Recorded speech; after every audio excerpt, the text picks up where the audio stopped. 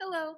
Today we are going to be reading The Boy Who Harnessed the Wind by William Kamkwamba and Brian Miller.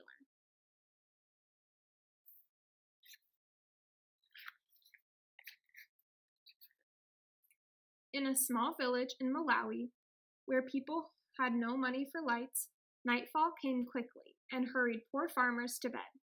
But for William, the darkness was best for dreaming. He dreamed of building things and taking them apart, like the trucks with bottle cap wheels parked under his bed, and pieces of radios that he'd crack open and wonder, if I can hear the music, then where's the band? His grandpa's tales of magic also whispered in the pitch black of his room, which planes passed through the window while ghost dancers twirled around the room, as if 100 men were inside their bodies.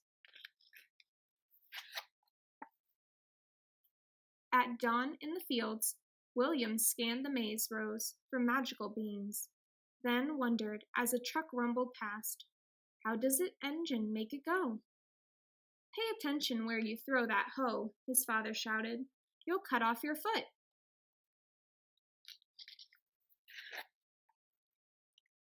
For all its power over dancers and flying things, magic could not bring the rain.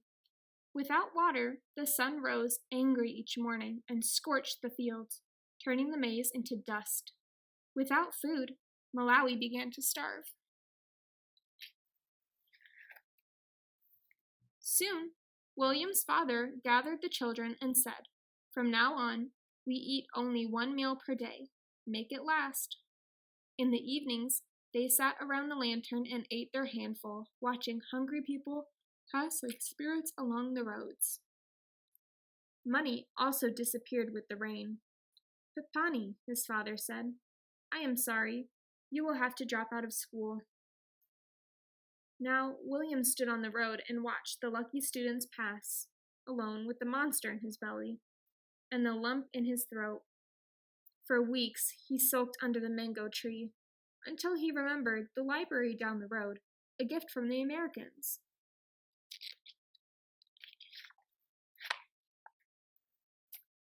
He found science books filled with brilliant pictures. With his English dictionary close by, William put together how engine moved those big trucks, and how radios pulled their music from the sky. But the greatest picture of all was a machine taller than the tallest tree, with blades like a fan. A giant pinwheel? Something to catch magic? Slowly, he built the sentence, "Windmills can produce electricity and pump water." He closed his eyes and saw a windmill outside his home, pulling electricity from the breeze and bringing light to the dark valley. He saw the machine drawing cool water from the ground, sending it gushing through the thirsty fields, turning the maize tall and green, even when farmers' prayers for rain went unanswered. This windmill was more than a machine. It was a weapon to fight hunger. "Majestiamento," he whispered. "I will build electric wind." In the junkyard, pieces appeared like rusted treasures in the tall grass. A tractor fan, some pipe, and bearings and bolts that required every muscle to remove. "Tonga," he'd shout to the birds and spiders, holding up his prize. But as William dragged his metals home, people called out, "This boy is Misala. Only crazy people play with trash."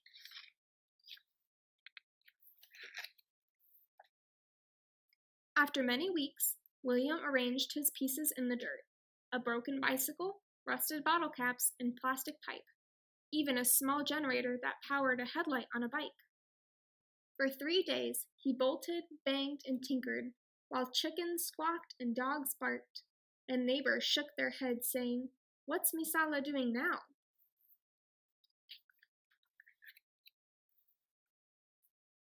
His cousin Geoffrey and his best friend Gilbert soon appeared.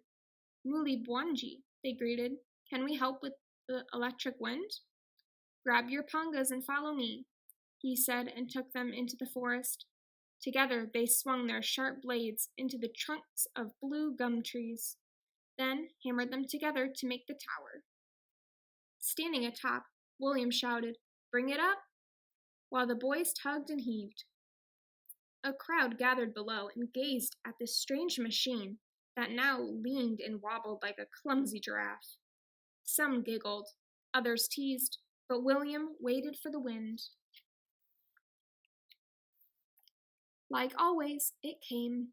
First a breeze, then a gusting gale. The tower swayed and the blades spun round. With sore hands, once slowed by hunger and darkness, William connected wires to a small bulb, which flickered at first, then surged as bright as the sun. "Tonga," he shouted, "I have made electric wind."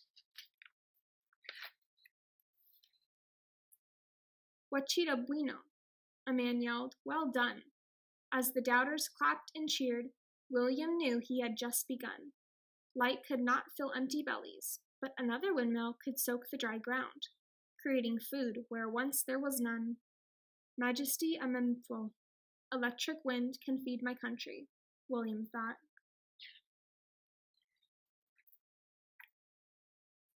And that was the strongest magic of all. The end.